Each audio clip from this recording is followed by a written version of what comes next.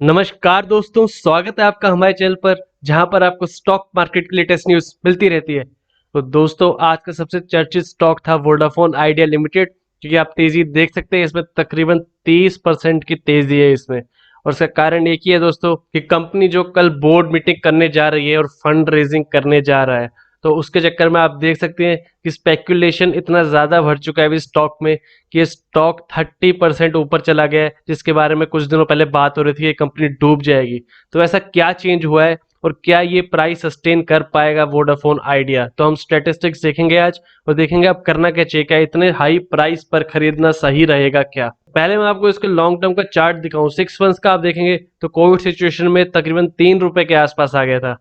तो वहां से इसने जब 12 रुपए की छलांग मारी तब एक काफी इन्वेस्टर की नजर में आ गया कि इसने काफी हाई रिटर्न्स दे दिए थे। लेकिन ये एक ही स्टॉक नहीं था दोस्तों, उस समय कोविड सिचुएशन के बाद से 2-3 महीने में काफी ऐसे स्टॉक्स थे जिन्होंने कुछ कमाई भी नहीं की, रेवेन्यू भी अच्छा नहीं आया, वो भी 300-400% ऊपर चले गए थे। तो इसमें कोई खास बात नहीं है, ऐसे पेनी स्टॉक्स में इतनी तेज मूवमेंट देखने को मिली।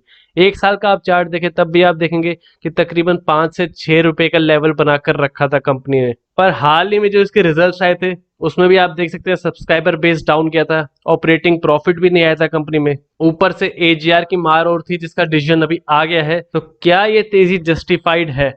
अब दोस्तों, मुझे तो ये लगता है कि कल जब न्यूज आएगी, अगर खबर आ भी गई कि किसी बड़ी कंपनी से डील कर ली है वोडाफोन आइडिया ने, फंड रेजिंग कर ली है, तो क्या वहां पर हम ये मान ले कि वोडाफोन आइडिया अब पूरी तरह से पहले ही तरह नॉर्मल हो गया है? क्या इतनी जल्दी कंपनी रिवाइव कर जाएगी, या अगर आपने इसमें शेयर्स ले लिए इस समय 6 महीने से 1 साल से या उससे भी ज्यादा समय के होल्डर बनकर रह जाएंगे इसमें, तो ये हमें वेरीफाई करना जरूरी है। कि दोस्तों, जब शेयर ऊपर की तरफ जाता है तब लोग प्रॉफिट के लिए खरीद लेते हैं, पर 1 या 2 दिन ज्यादा तेजी से ऊपर चला जाए तो एक बोलते हैं ग्रीड, वो बढ़ जाती है लोगों के अंदर, और उसके बाद वो चक्कर में बेचते नहीं। और आप देख सकते हैं 12 रुपए 85 पैसे का स्टॉक है, और ऐसे स्टॉक्स पर ऑपरेटर की नजर बिल्कुल रहती है। वो 2-3 दिन ऊपर ले जाकर एकदम से फिर नीचे गिराए थे, तब आप निकल नहीं पाते, वहां पर आपके लॉस बढ़ते हैं। और जिस स्टॉक में आपको थोड़ा सा प्रॉफिट लेकर निकल जाना चाहिए था, उसकी हाल की सिचुएशन देख के वहां पर आप फंस जाते हैं 1-2-3 महीने के लिए। तो इसलिए एनालाइज करना जरूरी है कि क्या इसमें अभी इन्वेस्ट करना सही रहेगा।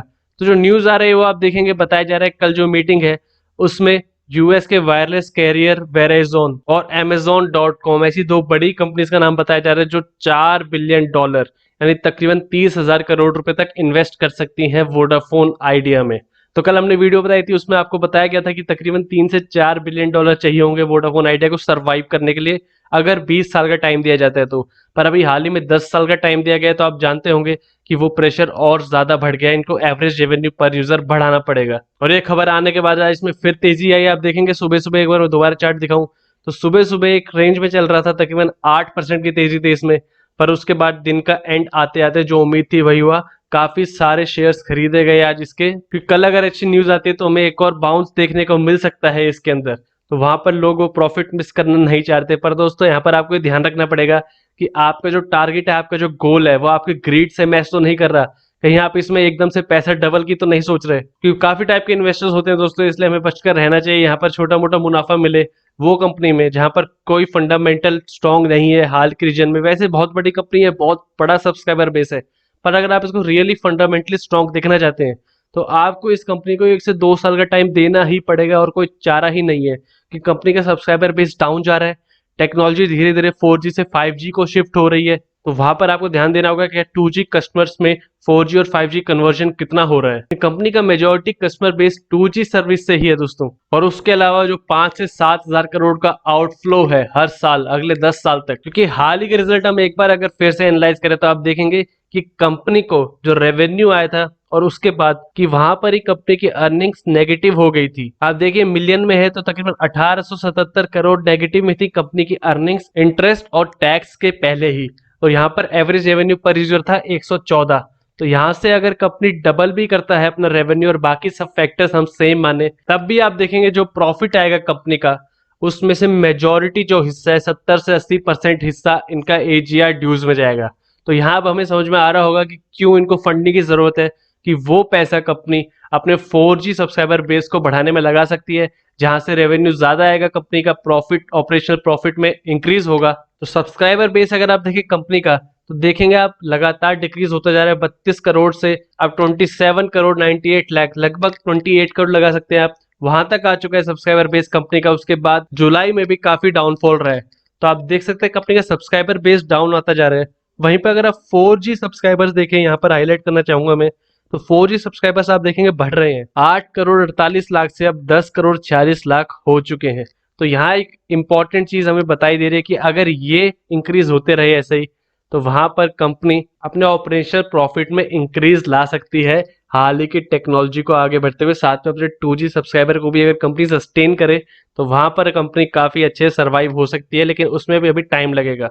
एनएससी पर ही आप देखें तकरीबन 150 करोड़ से ज्यादा शेयर्स ट्रेड हुए हैं दोस्तों, और उनमें 24% डिलीवरी उठा ली गई है, तकरीबन 38 करोड़ शेयर्स उठा लिए गए हैं। तो ये उसी स्पेकुलेशन पे है कि कल कुछ अच्छी न्यूज आ जाएगी और फिर लोग सोच रहे होंगे अब ये स्टॉक ऊपर ही जाएगा नीचे नहीं आएगा। तो ऐसा बिल्कुल नहीं है दोस्तों।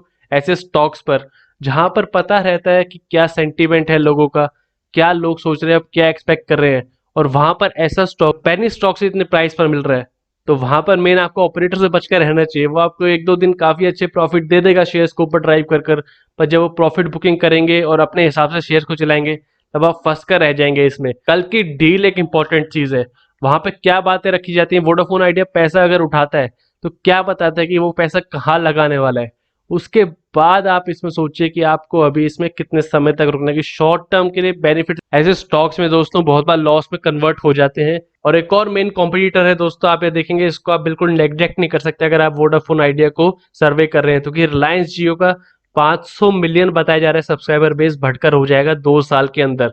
जो अभी 388 मिलियन है, 38 करोड़ के आसपास है, वो 50 करोड़ हो जाएगा। और आगे की भी एक्सपेक्टेशन बताई जा रही है, FY28 तक 60 करोड़ होगा। पर हम हाल के 2 साल में देखें तो यहाँ भी एक बड़ा इंक्रीज है। तो ये सब्सक्राइबर दोस्तों वही है जो एक सर्विस से दूसरे सर्विस पर ट्रांसफर होते हैं। तो यहाँ पर भी वोडाफोन आइडिया को ये चुनौती से गुजरना पड़ेगा। तो मैं एंड में ये कहना चाहूंगा दोस्तों कि ऐसे स्टॉक में आपको बहुत अच्छा प्रॉफिट हो चुका होगा। अगर मैं 5 डे का चार्ट भी लगाऊं तो आपको आराम से इसमें 30 से 35% का प्रॉफिट हो चुका है। तो अगर आप ऐसे हैं जो ज्यादा दिन तक एक स्टॉक में नहीं टिक पाते हैं, या फिर आप ज्यादा मूवमेंट से वॉलिटिलिटी से परेशान हो जाते हैं, तब आपको स्टॉक में प्रॉफिट बुकिंग कर लेनी चाहिए। वरना इस स्टॉक में दूसरा रास्ता एक ही है कि इसमें लॉन्ग टर्म के लिए बने रहे और आपको भरोसा रहे कंपनी सरवाइव करेगी। कि कंपनी ने एक हिसाब से आप देखें अपना बॉटम देख लिया है, अब मेन सवाल है सर्वाइवल का या फिर शट डाउन होने का। तो अब दो ही चांस रहते हैं, कोई मिड ग्राउंड है नहीं कंपनी के पास, और वो हमें अभी नहीं 1 या 2 साल में क्लियर होगा कि कंपनी का सब्सक्राइबर बेस बहुत बड़ा है, जो इसके लिए एक अपॉर्चुनिटी है और इसकी स्ट्रेंथ भी है। और वही देखकर बड़े इन्वेस्टर्स इसमें अब इन्वेस्ट करेंगे। लॉन्ग टर्म टारगेट तो अभी स्पेकुलेशन ही होगी दोस्तों, पर शॉर्ट टर्म के लिए आपको बता दूं, एक बार ये ऊपर की तरफ छलांग मारकर वापस नीचे आएगा, वहां पर सेटल होगा एक प्राइस पर। अभी भी आप देख रहे हैं जिस प्राइस पर चल रहा था 8 से 9 रुपए के बीच, वहां से भी अभी काफी ऊपर है, 40% से ज्यादा की तेजी है इसके अंदर। तो एक बार जरूर सेटल होगा जब प्रॉफिट बुकिंग होगी, और उसके बाद ऑपरेटर का खेल भी चल सकता है इसमें। तो ऐसे स्टॉक्स में राय है कि इसको आप डिप्स पर खरीदें और वहां से अपना टारगेट बनाएं, 1 क्वार्टर 2 क्वार्टर 1 साल, या इस हिसाब से। जैसे जैसे कंपनी के रिजल्ट्स आगे जाएंगे वैसे ही आपको पता लग जाएगा कंपनी कैसे इंप्रूव कर रही है या नहीं। तो ये थी दोस्तों वोडा आइडिया की लेटेस्ट न्यूज और एनालिसिस। वीडियो पसंद आए तो लाइक कीजिए, और ऐसी और वीडियोस के लिए हमारे चैनल को सब्सक्राइब कीजिए।